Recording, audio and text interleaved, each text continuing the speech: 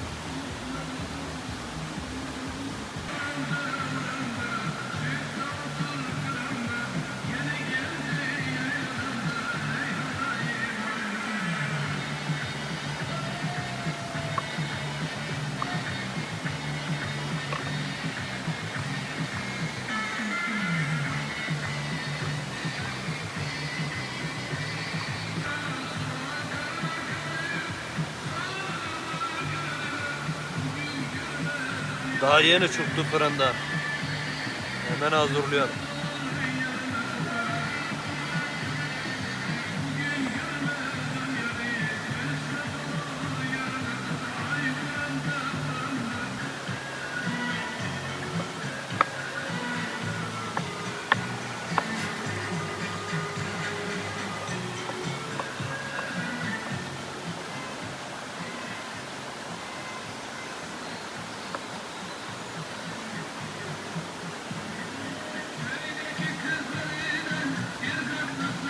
Evet. Doğramamız bitti. Şimdi saplamaya geçiyoruz. Bu arada yan tarafta bir dayımız var. O da gelmiş derede mangal yapıyor ama müziği açmış. Kusura bakmayın. Bu adamın keyfini de bozamayız. Hemen şişimize saplayalım.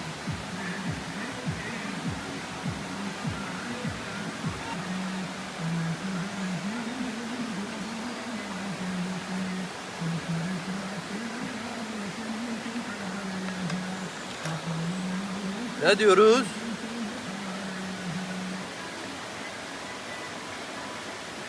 Ciğer candır, gerisi heyecandır. Mangalda görüşürüz.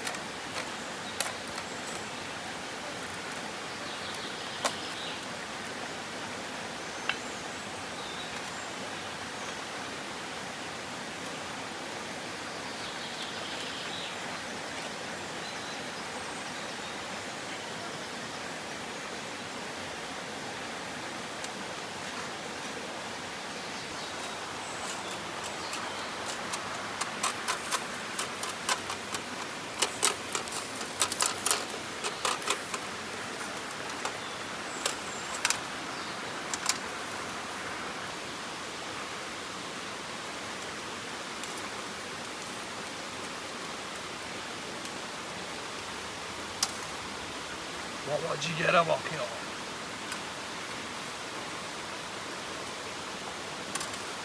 Şimdi ne yapıyoruz? Bak. Soğan nevalesinin yanına yatırıyoruz ciğerimizi.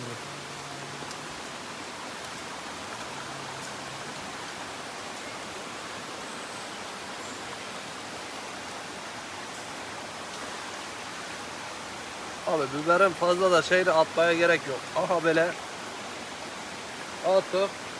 Aha nanemizi koyduk. Ama ondan sonra ne yapıyoruz? Aha ne diyorlar? Dürmük yaptık. Dürmük yaptık.